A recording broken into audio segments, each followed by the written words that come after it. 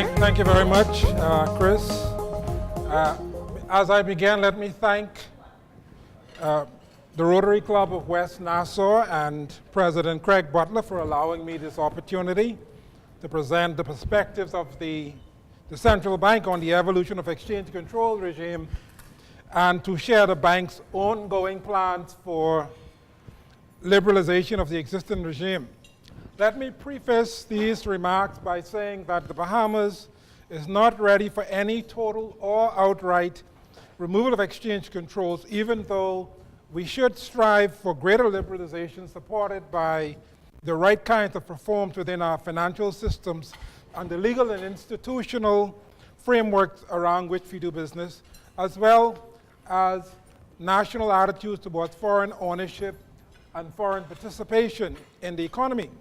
Any sign of compromise in these areas would mean that we have to continue to adjust our views about the Bahamas, about where the Bahamas ought to end up in this process. I hope that this presentation will give you some insights on how our current regime supports a stable currency which remains fixed at 1-to-1 with the United States dollar.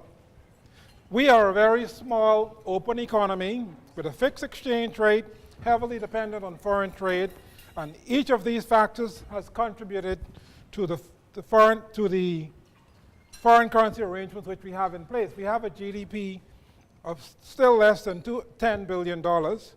We have imports which make up more than 70% of what we consume, and an oil bill that is the largest slice of our expenditures.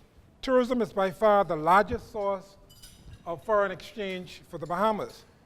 Now, the majority of our foreign trade has always been with the United States, and this has justified us keeping the two currencies aligned since 1972, and virtually almost fully aligned even in the decades before that. We maintain this relationship by using the foreign currency reserves as a buffer. By law, the reserves that the central bank holds can never fall below 50% of the value of the Bahamian dollar currency liabilities of the central bank. So that is a very important underlying principle in support of our currency.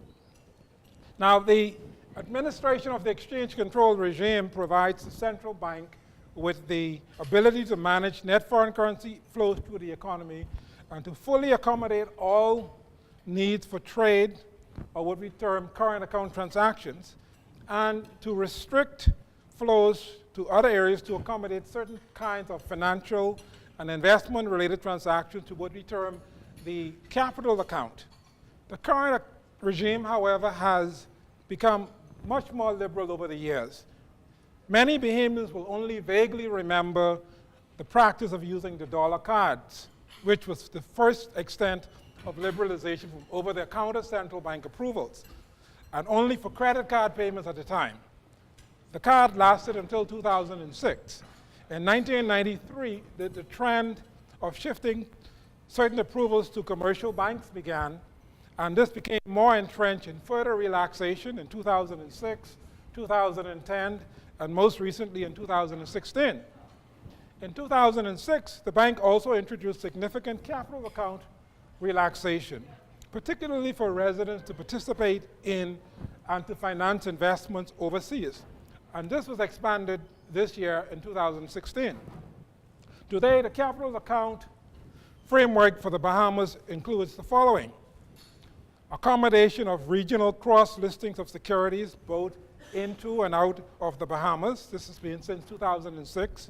And it is essentially an avenue for large public companies to raise capital throughout the Caribbean. There's also a funding arrangement for Bahamas dollar depository receipts, now for up to $35 million per annum for purchases of capital market investments outside the Bahamas. There's also cumulative access of up to $10 million per transaction per group every 3 years for direct investments that Bahamians may wish to make abroad. This facility is noteworthy because it allows individuals to acquire ownership in the international financial services sector and to invest in direct enterprise ownership in other countries. Work permit holders or non-residents also have access to domestic securities and to mortgage financing locally. And the National Insurance Board has access to up to $25 million a year for external portfolio investments. An investment currency market governs access to foreign currency for all other investment transactions. And the foreign currency that is sold through this market is currently offered at a reduced premium at 12.5% since 2006. I know that's still high by most estimates, but that compares to what used to be a premium of 25% on investment currency purchases. As a general comment, though, neither the Bahamas Depository Receipt or the BDR program or outward direct investments privileges have been used as extensively as the central bank expected. Even the investment currency market is arguably underutilized. That said, the area where the Bahamas sees most impact from the exchange control regime is for direct investments. Here, there are important caveats, however. The national investment policy of the Bahamas has the strongest influence on how direct investments are channeled in this economy. And aside from the administrative processes around this framework, these policies reflect the preference for investments in foreign exchange earning sectors. The policies also reflect sensitivities about foreign ownership of real property in the Bahamas and protectionist views about which sectors should be exclusively reserved for Bahamian ownership. So to discuss further liberalization of exchange control would require adjustment in these areas. It is in the area of investment flows where most of the interest in liberalization lies. At one end of the spectrum, this would include the longer-term support directly into businesses in the form of debt or equity, or on the other extreme, the short-term, more liquid transactions such as deposits, maturing debt, and capital market instruments.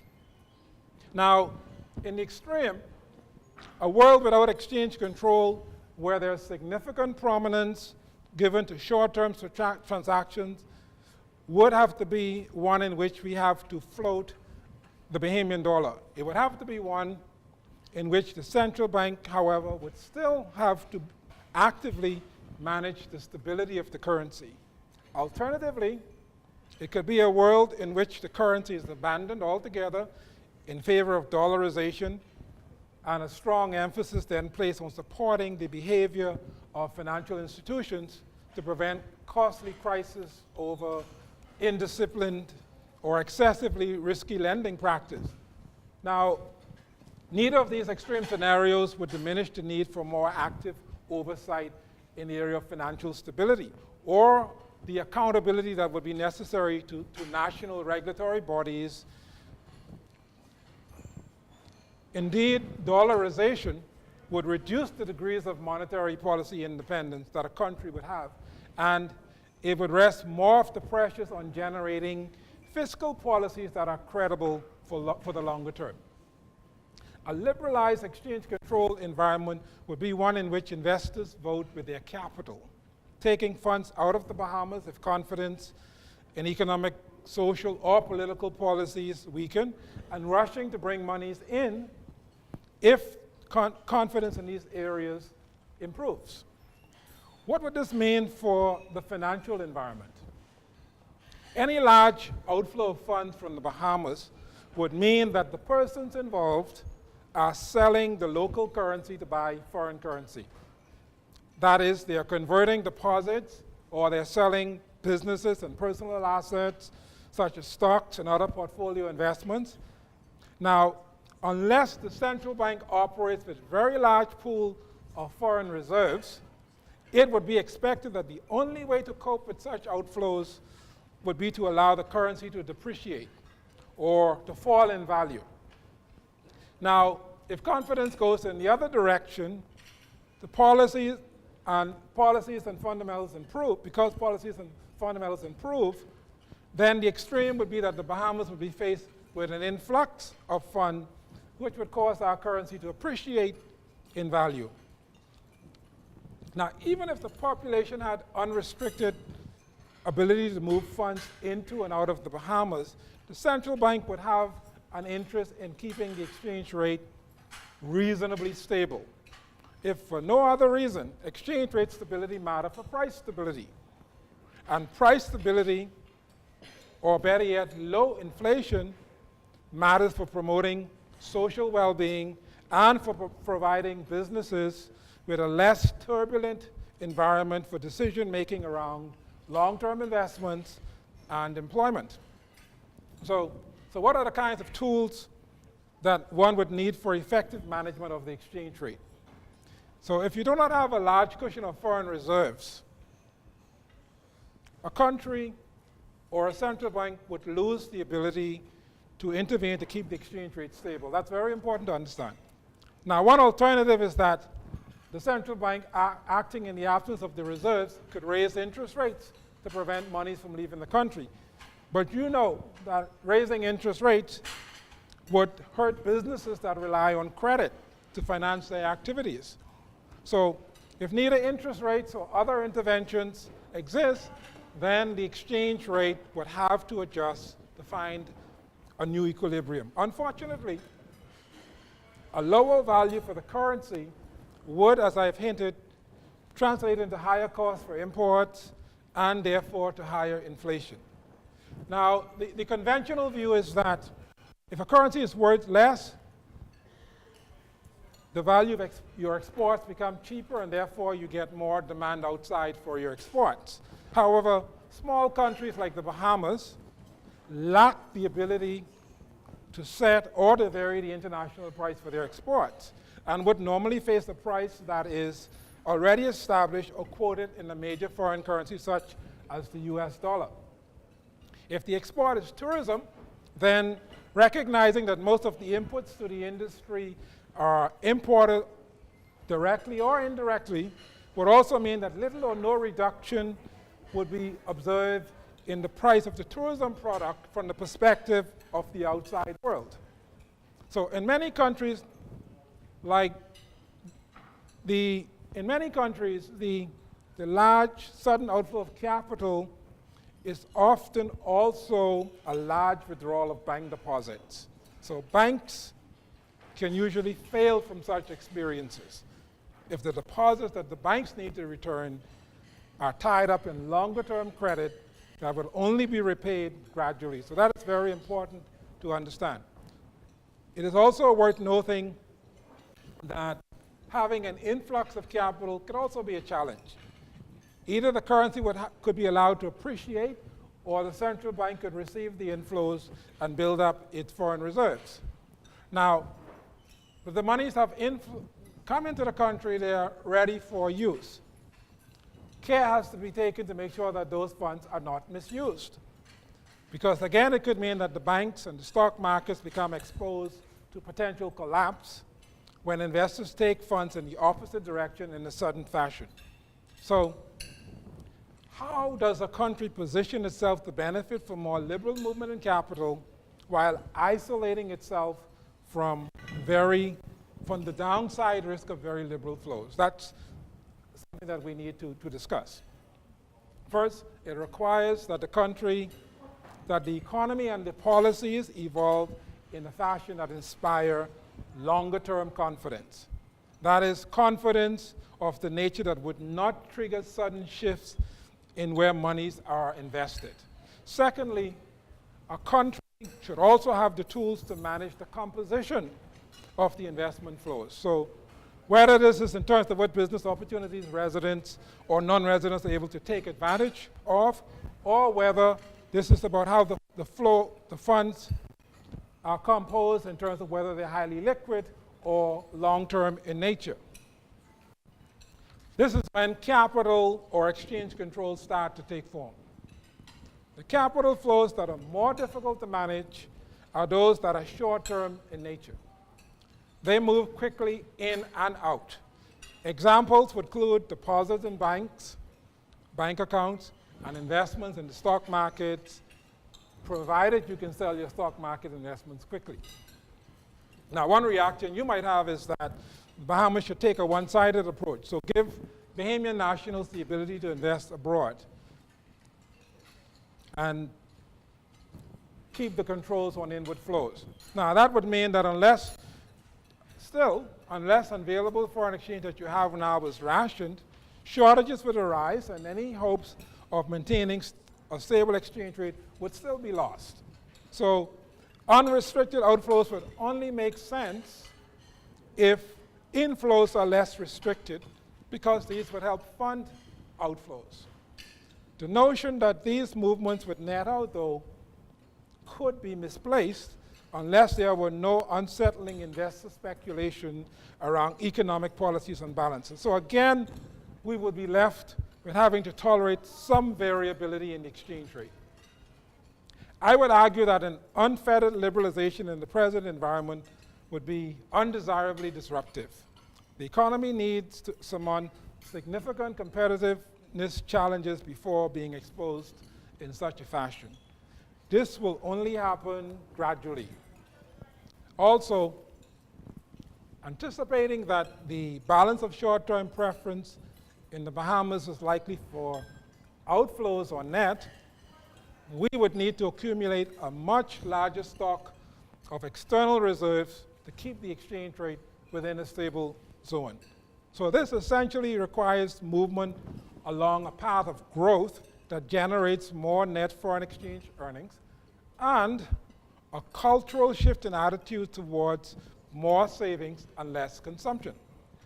It also means a slower longer-term trend in consumer credit growth, so that more of the foreign exchange earnings, which we do earn, can be diverted into investments. It is also true that rationing foreign exchange is not an optimal solution for the long term. The incentive that the central banks would need to provide will therefore have to be in terms of our ability to alter the returns that investors expect from moving portfolio funds into and out of the local currency. So for example, this would include placing what we would term more potential constraints on commercial banks' ability to deploy the funds that they raise outside the Bahamas. Now, the central bank already has an array of tools that it can use in this regard, such as the ability to vary the reserve requirements on deposits that the commercial bank take in. The central bank can also vary or impose limits on the sort of exposures between local and foreign currency that banks can show on their balance sheets, the so-called mismatches. And the central bank, in its framework, has the ability to vary capital requirements for banks, which is a cost to a bank if the perceived riskiness of their operations has increased. So those are tools which a central bank can use to help manage the situation. Now, if we wanted to arrive to a point where the central bank could have even more capacity to manage short-term capital movements, reforms would also be needed to modernize the legal framework under which the central bank operates, to allow the central bank, for example, to issue its own debt securities, so that the central bank would then have the added scope, if necessary, to soak up excess liquidity within the markets. Now, certain current innovations are,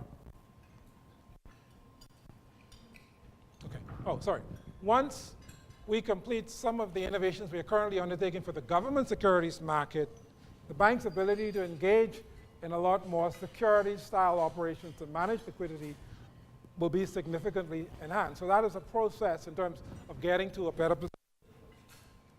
Now, having more dynamic and deeper capital markets is also a requirement for channels of intervention to be more effective.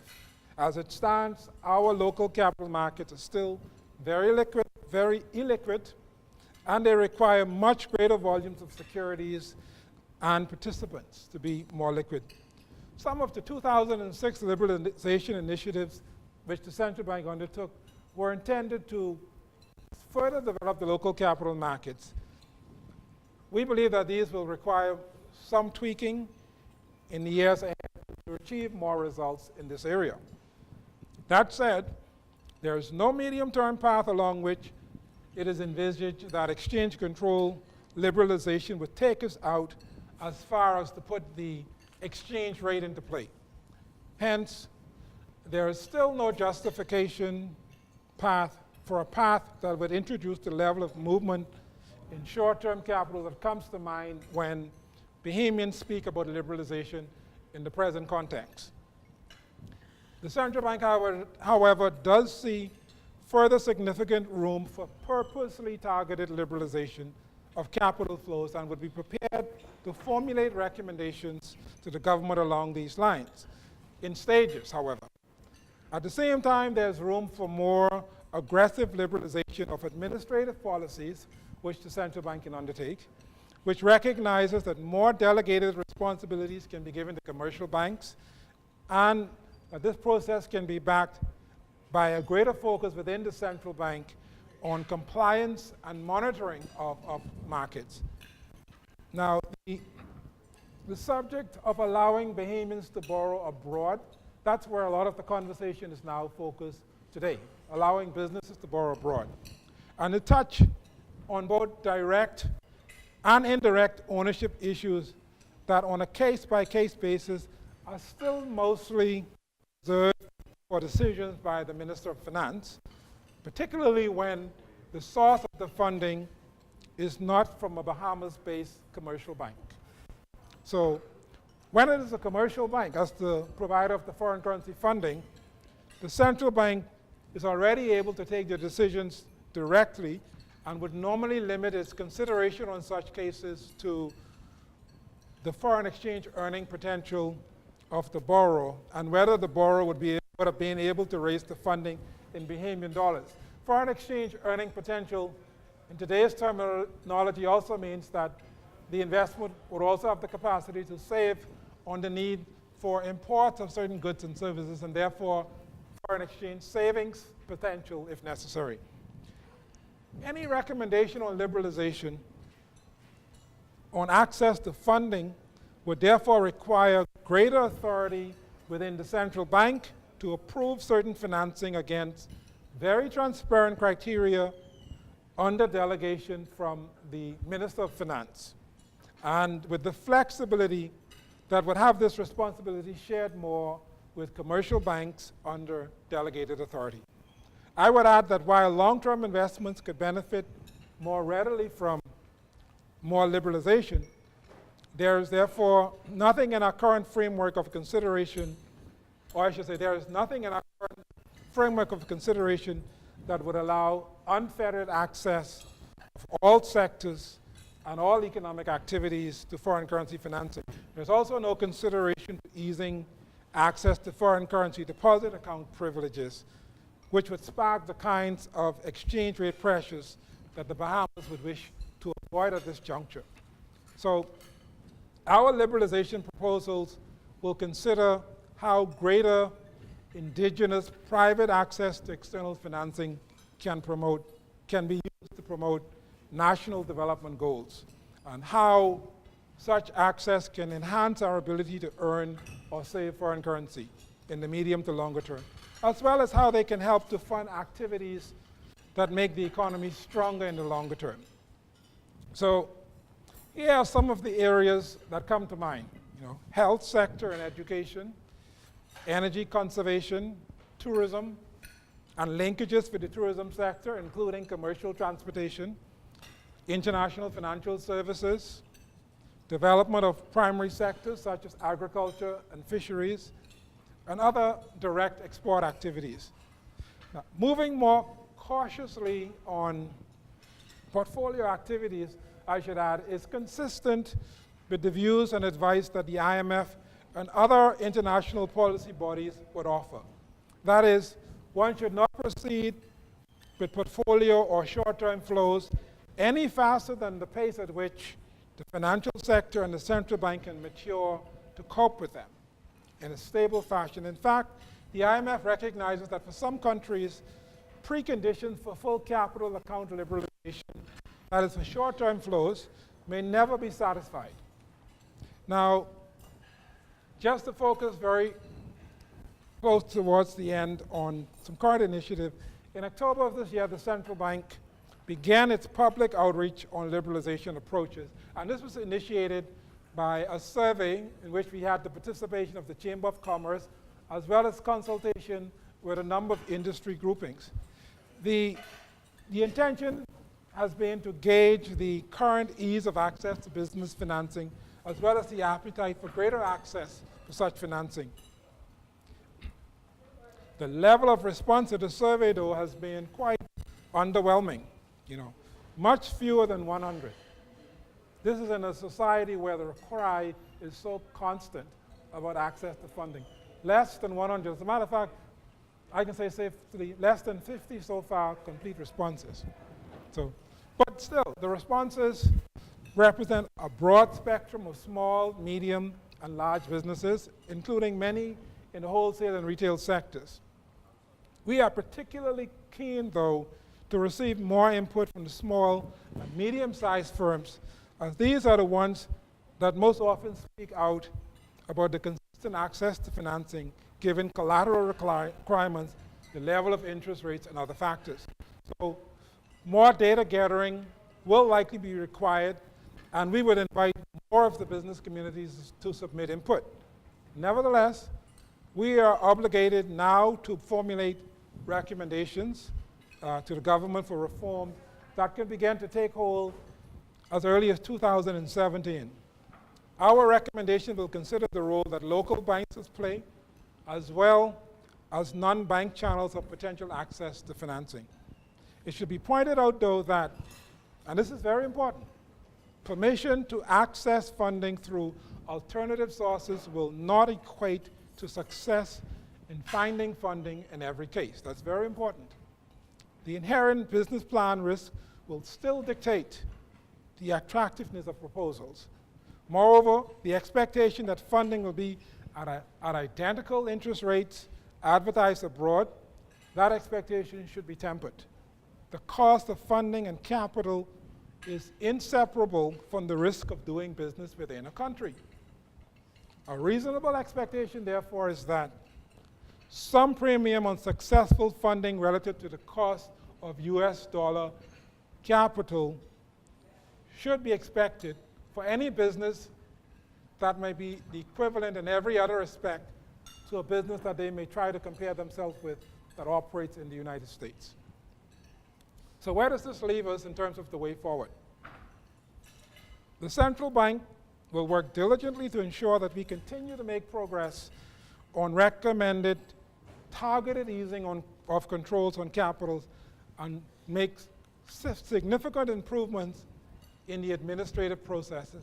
We believe that a considerable amount of the concerns around exchange control still evolve around the administrative processes, so there is room for considerable gains even before we start to talk about liberalization that falls within the purview of a Minister of Finance.